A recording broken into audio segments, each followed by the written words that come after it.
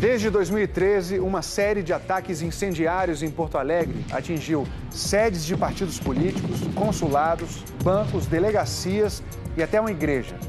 A autoria era desconhecida e não havia nenhum sinal de ligação entre eles. Agora a polícia chegou a uma descoberta surpreendente e 3 livros clandestinos foram a chave que desfez o mistério.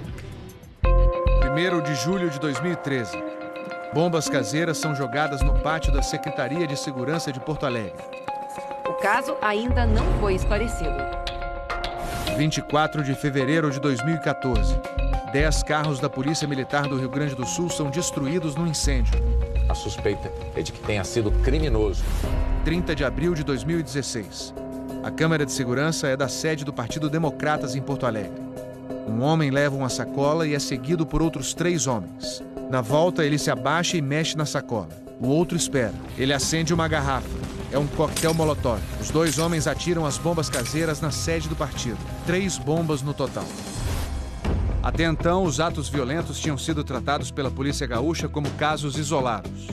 Não se conheciam os autores e nem se pensava que pudesse haver relação entre os casos. Mas 5 meses depois daquele ataque, essa história começou a mudar. Foi depois que uma pichação apareceu numa delegacia. Em Porto Alegre, o repórter Jonas Campos explica. No desenho, alguém aparecia jogando um coquetel molotov contra o prédio. Segundo a polícia, foi um aviso do que estava por acontecer. Depois, o grupo colocou uma bomba debaixo da viatura que estava estacionada exatamente nesse local. Foi no dia 24 de setembro de 2016. A bomba explodiu em frente à delegacia assim que um policial ligou a ignição. Era um mecanismo artesanal, mais eficiente, mostrou eficiência. Nós temos aqui no chão, inclusive, ainda plásticos do material da viatura que queimou. Ele foi colocado embaixo da roda, sob o eixo traseiro, na região direita traseira, exatamente no local onde fica o tanque de combustível. Então, para que esse fogo iniciado por esse mecanismo, ele tomasse uma proporção que também atingisse o tanque de combustível. O fogo foi controlado antes disso e o policial não se machucou. O atentado não virou notícia, mas chamou a atenção do delegado. A partir daí começamos a investigar fatos semelhantes. Os casos anteriores que a gente mostrou aqui foram novamente investigados. E a ligação entre 11 desses ataques começou a aparecer. Começamos a juntar todos os dados, começamos a juntar os detalhes e chegamos à autoria. Tem pessoas de outros países, tem pessoas da França, tem pessoas da Bolívia, tem pessoas do Brasil, tem pessoas do Chile, né?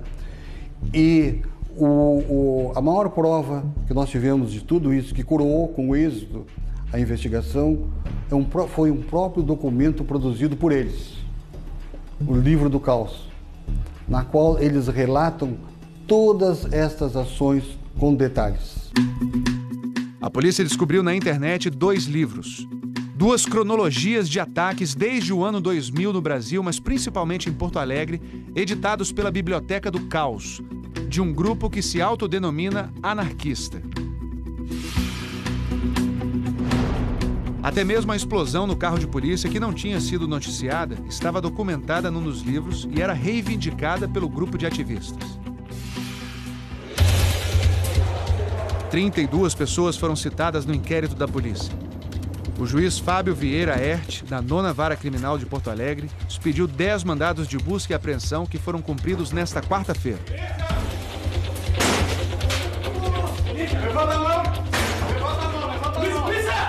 Na operação foi encontrada a versão física de um dos livros da internet. O anarquismo é uma ideologia política surgida na Europa no século XIX. O anarquismo tem como meta de chegada construir uma sociedade socialista e democrática. Ou seja, ele desde o princípio ele não diferencia distribuição de renda de distribuição de poder. O principal teórico anarquista foi o russo Mikhail Bakunin, que propôs a extinção do Estado. O anarquismo não é um movimento único, ele tem as suas diferentes expressões. E da nossa parte, todas elas têm que ser respeitadas. Esse vídeo foi postado na internet na quinta-feira passada, um dia depois da operação policial.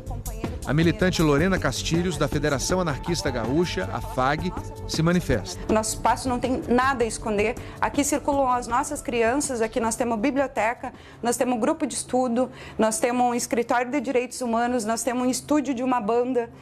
O repórter... Concordo, por isso pergunto. E quando alguém comete um crime em nome disso? Lorena não respondeu mais. Na mesma semana da operação, outro livro foi descoberto pelos investigadores. O livro cita protestos na Europa contra o G20, a reunião de países ricos que aconteceu em julho passado em Hamburgo, na Alemanha. E mais um ato de violência cometido em Porto Alegre. Veja as imagens. São do dia 10 de julho. Elas mostram uma caçamba de lixo atrás de um carro do consulado alemão. Um catador remexe o lixo. Ele não tem nada a ver com um grupo de militantes. Uma mulher de boné se aproxima. Ela tira um embrulho de uma bolsa. Bota o embrulho na caçamba. Pouco depois, o lixo pega fogo e as chamas atingem um carro do consulado.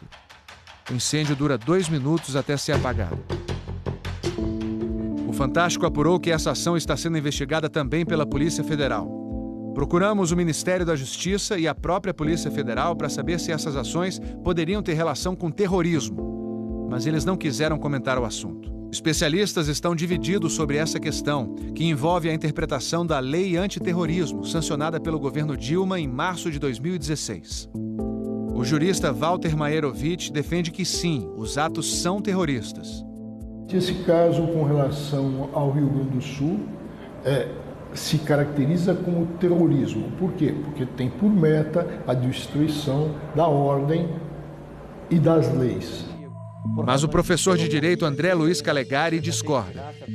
Me parece que o porte por si só de bombas ou até mesmo as explosões que foram detonadas não podem ainda configurar o terrorismo. No terrorismo, o alvo direto da violência não é o alvo principal.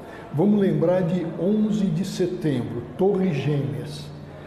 Aqui o ato de violência nas torres que todo mundo viu não era o ato principal, o ato fundamental. No terrorismo existe isso. Qual é o ato principal dessa violência?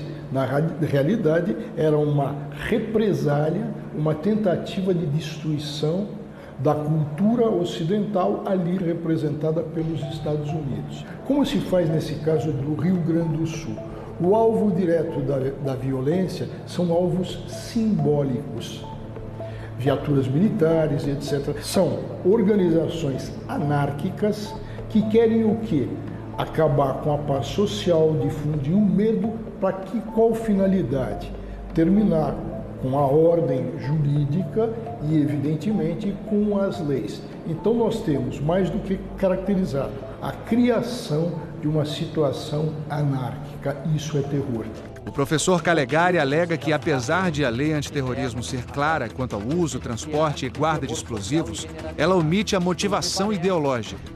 Diz a lei que o conceito de terrorismo se aplica apenas nos casos em que a motivação for xenofobia ou preconceito de raça, cor, etnia ou religião. O artigo 2º, se foi uma falha do legislador brasileiro ou não, ele não coloca de forma explícita, tá, o teor político dos atos terroristas. Claro que o terrorismo sempre, intrinsecamente, ele tem o viés político, que é contra o Estado, aqui, ou contra a forma de Estado. Mas os atos, por si só, configuram crimes do Código Penal. E é importante que se diga, existe uma lei muito dura para combater tudo isso, que é a Lei das Organizações Criminosas, editada no ano de 2013, que essas pessoas, de forma unida e organizada, com uma estrutura de hierarquia para cometer esses atos, podem também estar incursas nas sanções da lei do crime organizado. Nós temos uma formação de quadrilha, uma quadrilha do mal, sem sombra de dúvida. Nós temos homicídio na forma tentada, nós temos o aumento de pena pelo crime hediondo através do uso de explosivos e uso de bombas incendiárias também, e os danos materiais todos causados.